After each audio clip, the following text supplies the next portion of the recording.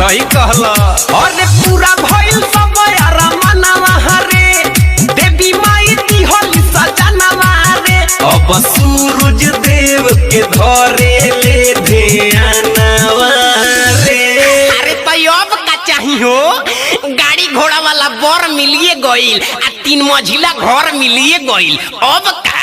अरे वो हम बताते हैं। हदी है छठी माई गोदी में लाला नवा रे, छठ करतिया देख मुस्कानवा रे। दी है छठी माई गोदी में लाला नवा रे, छठ करतिया देख मुस्कानवा रे। अच्छा तो ई बात बा। हाँ तो का करो बेचारी, केकरा लगे जाओ, माइये से नु मांगी।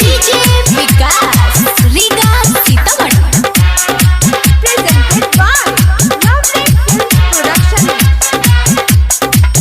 दी है छठी माई गोदी में लाला नवा रे, छठ करतिया देख मुस्कानवा रे, छठ करतिया देख मुस्कानवा रे।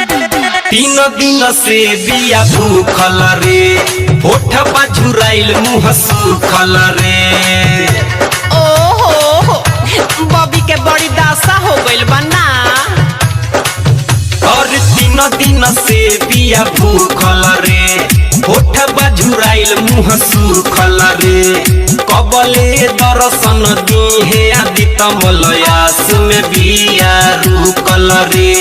घाट पर से ना जाई रे, जबले आशीष न पाई रे। बिया ठनले भूखे भल ही निकल जाए जानवा रे। हाँ तो ठीक न करतिया बॉबी रे, जब लेक माई तोरा के आशीष दिहे ना तब तक यहाँ से हिले के नइखे, भिड़ल रह। दिहे छठी माई गोदी में लाला नवा रे, छठ करतिया देख मुस्कानवा रे। दिहे छठी माई गोदी में लाला नवा रे, छठ करतिया देख मुस्कानवा रे। दिहे छठी माई गोदी में लाला नवा रे, छठ करतिया देख मुस्कानवा रे।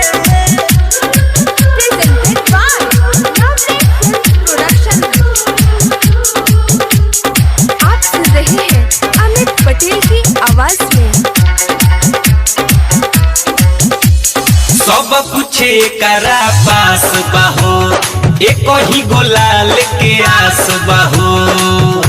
अरे तो वो मिली, एमे चिंता के का बात बा। और सब कुछ करा पास बाहो, एक ही गोलाल के आस बाहो। कबले सपना पूरा होई, सोच के मनवा उदास बाहो।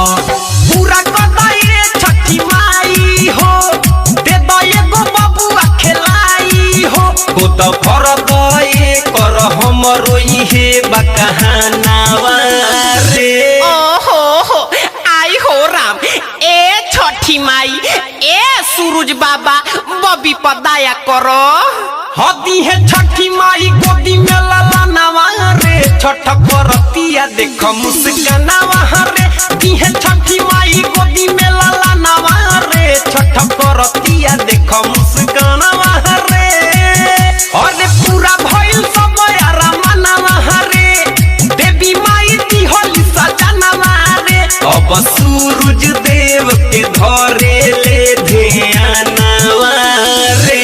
अरे वाह, हो देखो माई के आशीष भइल, हो ते दिया देखो जर गइल। अब बॉबी सच्चा मन से पूजा कइलस, गोद एकर भर गइल जी।